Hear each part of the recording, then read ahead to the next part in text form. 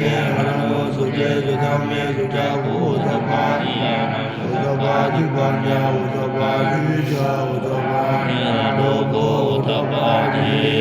ทันตุมโนวัตตานินิปฏิปทานิยัสสัจจันติเบสิภเวโภเภนะโนตุเตธรรมเมสุจาภูตปาทิยานังอุตปาทิปัญญาอุตปาทิวิชาอุตปาทิโลโกอุตปาทิทังโฆปนิทังโทคณิโลทัตานินิปฏิปทาริยสัจจัน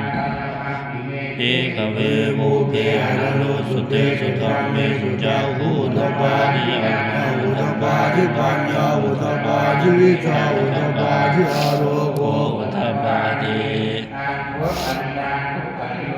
ทานินิปฏิปทาริยสัจจันภวิทันติเมภิขเวโภเพอรโลสุเตสุธรรมเมสุจาภูตปาทิยานังอุตปาทิปัญญาอุตปาทิวิชาอุตปาทิอาโลโกอุตปาทิจะเมภิขเวเมสุจตุสุอริยสัจเจเสวันติปริวัตันตวาตัสสะกาลัญญตาภูตัญญานาจาเทวตาวะหังภิกขเวสเจวะเจโลเกสมาวะเจสมังมริยาปัจจายสเทวมนุสายานุตตระสัมมาสัมพุทธิวิสัมพุทโธปัญญาสียะโตจะโหเมภิกขเว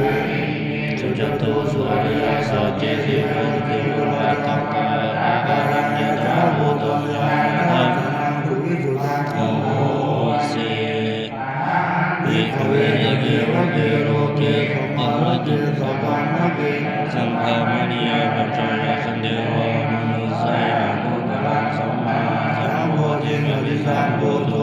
ปัจจายานิ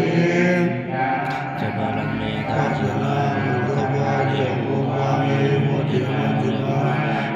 ยุตโมโมทิสัมโมจันตวะจันนาปัญญวะทิยามิพุทธอิมาสมิจตโนยะระสมิอัญญมานิกายะสมโตปุณธัญญสวิรจังวิตุมาลังสัมปะภูตปาทิยังกินทิสมุทัยธรรมังสัพพันธังโนภวติเตจะภะคะวะตาธัมมัง